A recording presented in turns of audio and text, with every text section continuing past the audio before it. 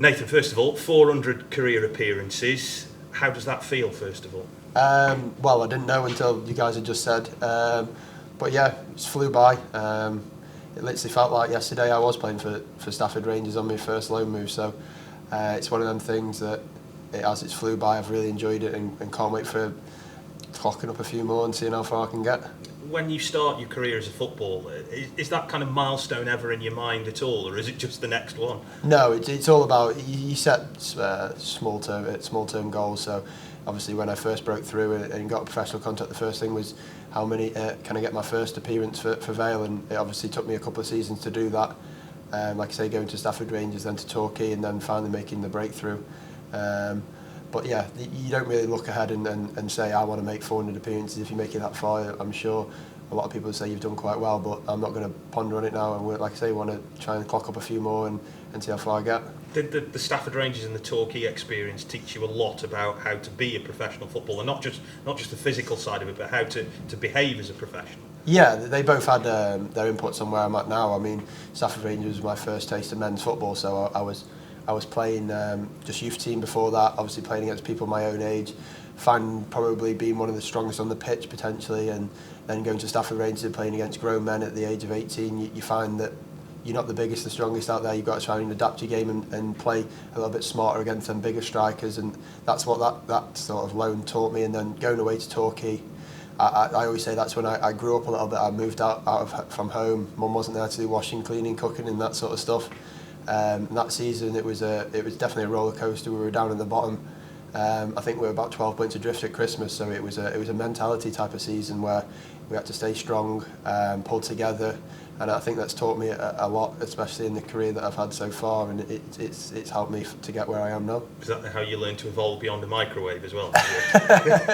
I'm going to be honest, I backed myself in the kitchen. I was all right, to be fair. That part wasn't bad. It was more the washing of the clothes and folding and all that sort of ironing stuff. We had to do our own kit down there as well, so that was probably the hardest part for me. I didn't mind the actual cooking, it was more the cleaning part. When you started in that Vale team then, I think it was at Bradford, wasn't it, on that opening day, and it was a 0-0 draw. A clean sheet is a good thing, yeah. But you mustn't have even thought in your wildest dreams how that season was going to unfold. You, I think, played every game, but how it went for the club was just rollercoaster, wasn't it? Yeah, like you say, it was a rollercoaster. We started off really well as a team, and we were up there in League One, and when it come the end and we were the last game of the season, we could stay up, and unfortunately we didn't. It was definitely a roller coaster of emotions for me.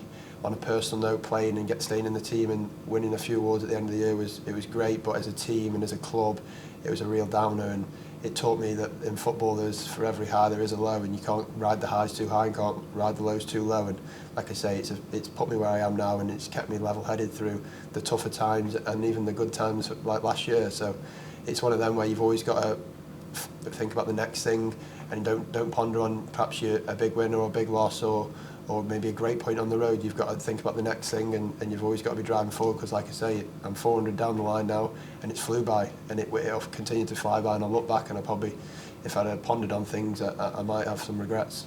Longest serving player as well. How have you changed both as a footballer and as a person over that period?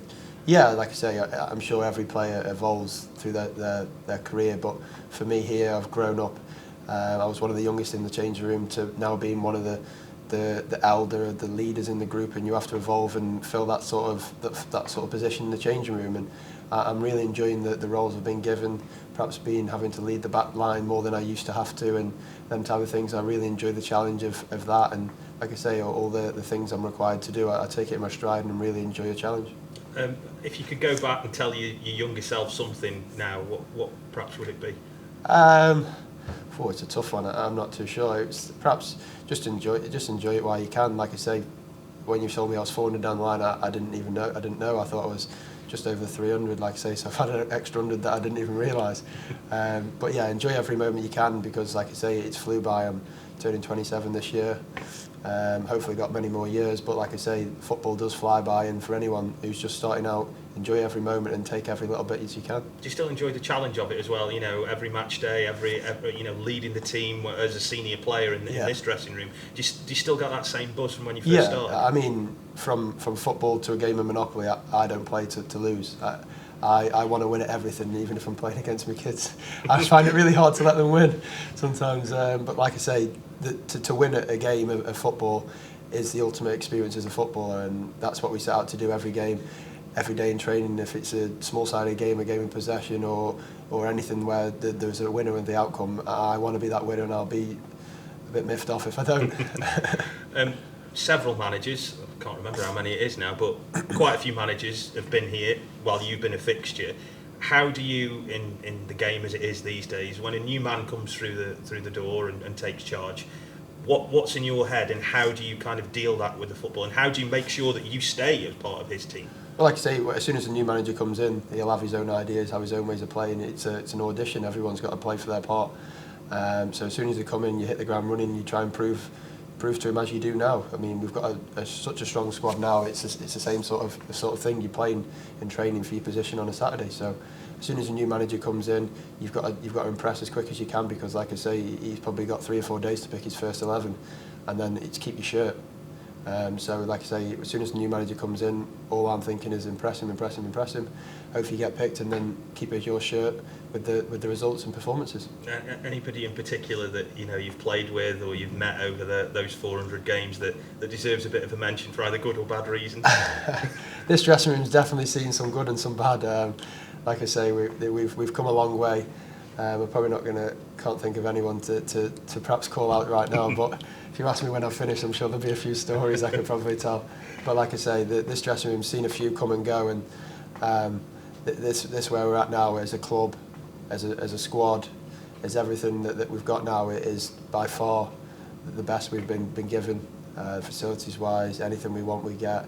Squad-wise, like I say, strength in numbers is probably the strongest we've seen at Vale Park since I've been here anyway. So yeah, it's definitely a hard place to be right now.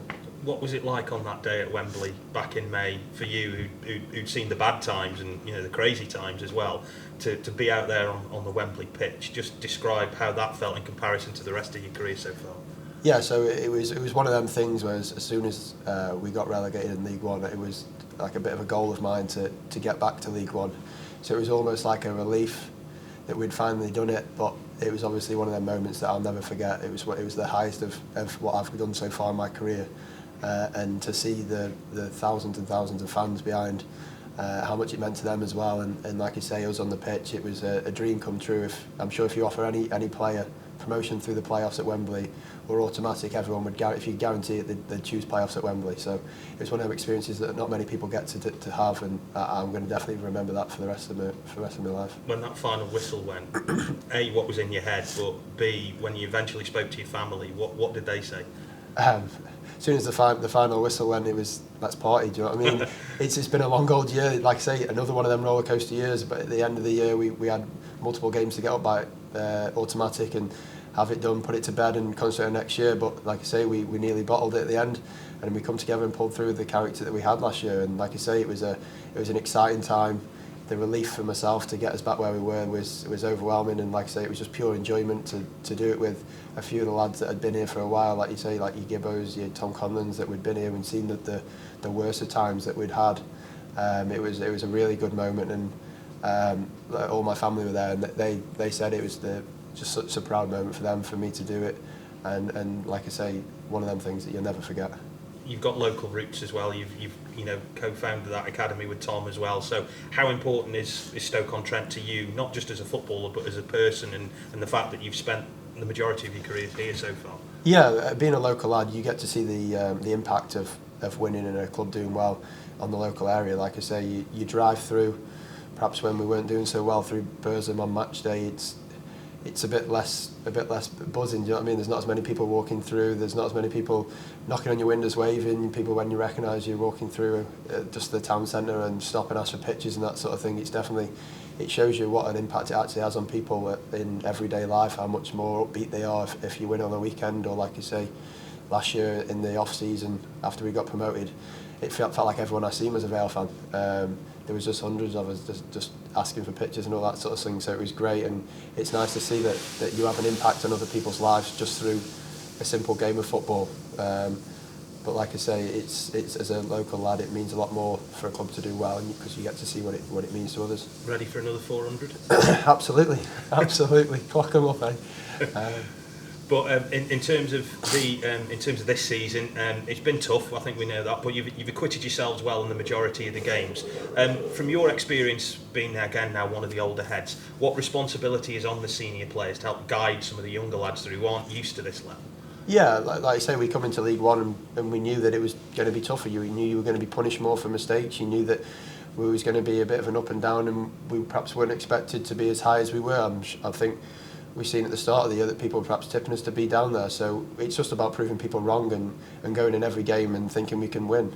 And like you say, as the older people in the changing room, the leaders of the group, you need to make sure that people, like I say, don't get too down with the down days and too up with the high days. Like I say, you win away at Derby, you don't want people to run away with it. We lost on Oxford. It was a real down result. We don't want to get too down with it because we've got another game in a few days. So if you start pondering on results, then that's where you start getting down or getting too ahead of yourselves and not concentrating on what's actually the next target in the next project. I think that's the main thing, is that people in the change room on the day-to-day is making sure everyone's applying themselves, no matter the previous result or no matter who we've got at the weekend. So yeah. How hard has it been when you have had the lower points of this season? I'm thinking the Exeters, the Oxfords. When you've had those low points, what's the squad mentality like that allows you to then come back with the better results that you've had following those? Yeah, the gaffer always says, like I say, no matter on the result, the next game is the next project. You apply yourself through training, and you learn from your mistakes, or you learn from what you did well and try and apply that again. Like I say, after the games when you lose in them sort of fashions, everyone's is down, gutted, rightly so, even embarrassed, especially as a defender, to concede so many. It's embarrassing, and you feel like that it could be. We just don't want it to continue to be a theme. So, like I say, it's about getting the next project right, going home, and getting the 3 points at Charlton, and then it kind of puts that to bed, the result at Oxford, and you don't want to losing or conceding that many goals to become a bad habit. So it's all steam ahead. Everyone put everything they can into training, and we go ahead and try and beat Charlton. The first third of the season's been pretty good, and like we say, the odd result, you're comfortably mid-table. But there's a big lot coming up over Christmas, aren't there? Plymouth, Sheffield Wednesday, and the teams down at the bottom that will be scrapping for points. So this is, is this probably one of the busiest and toughest Christmas periods you've had? Yeah, as a footballer, Christmas is always a manic. You got games coming thick and fast, especially after Christmas through the New Year period. You can put yourself in a good position for the New Year going into January, February, as you can put yourself in a bad position. So this is where a lot of people in everyday life perhaps get their feet up, have a few beers. This is where we've got to hit the ground running and make sure we put ourselves in a good position for New Year, because like you say, we're mid-table, but we could be more points better off if we had picked up results where we perhaps should have. So we always look at it as we're in this position, let's not ponder on it, and Gaffer's always said, let's prove to everyone else that we do deserve to be here and we can get higher than where we are.